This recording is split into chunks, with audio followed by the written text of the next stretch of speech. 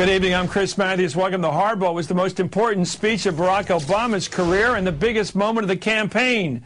It took place in Philadelphia, and the subject was race. But race is an issue that I believe this nation cannot afford to ignore right now. We would be making the same mistake that Reverend Wright made in his offending sermons about America, to simplify and stereotype and amplify the negative to the point that it distorts reality. Did Barack Obama distance himself enough from Reverend Wright? Did he calm the fears of the white voter?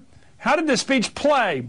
We'll have much more on this momentous day and what I personally view as the best speech ever given on race in this country. One that went beyond the I have a dream to I have lived the dream, but have also lived in this country.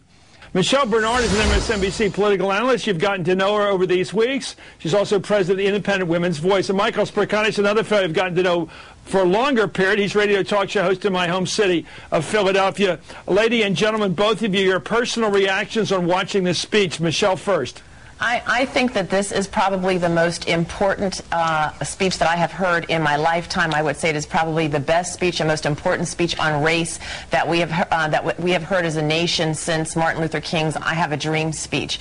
Every single word was riveting. I thought that the way Barack Obama started off the speech talking about how perfect and how the ideal set forth in our Constitution, but slavery being the original sin of our nation, and how our forefathers left it to further generations to perfect this union, and giving the impression that that time for change is now.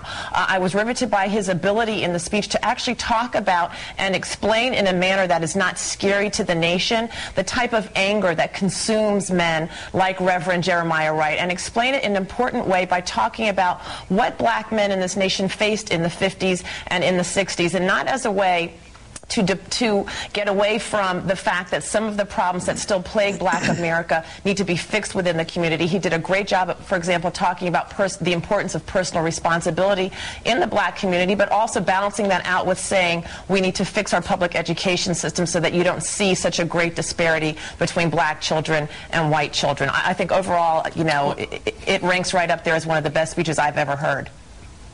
I'm so glad, because as a white American, I'm so glad to hear African Americans have the same emotional reaction to that speech. Michael, what did you feel or think about that speech today? I was happy to be in the room, and as I was sitting there and I was taking notes, and it was a packed auditorium in Philadelphia at the National Constitution Center, what was running through my mind is, I hope this translates as well on television to the nation at large as it is translating here to this live audience, because like your other guests, I thought it was a stunning speech. And you know what I was looking for?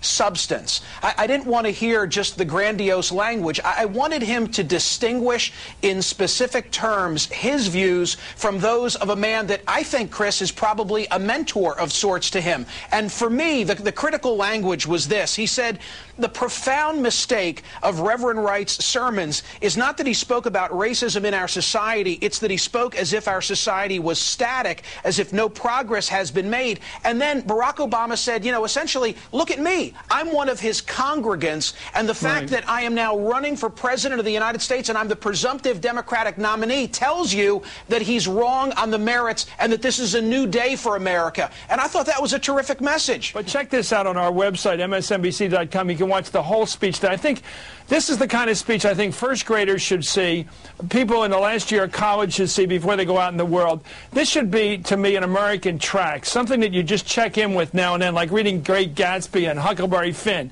Read this speech once in a while, ladies and gentlemen. This is us. It's us with the scab ripped off. It's white people talking the way they do when they're alone with other white people, some people. It's black people talking the way they are when there's no white people around. It's an honest statement from a guy who comes from both backgrounds. We have never heard anything like this. Let's take a look.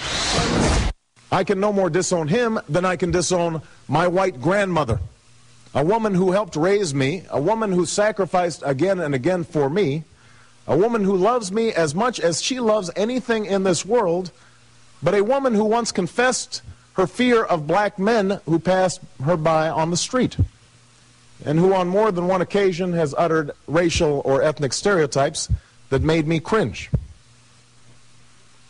These people are part of me, and they are part of America.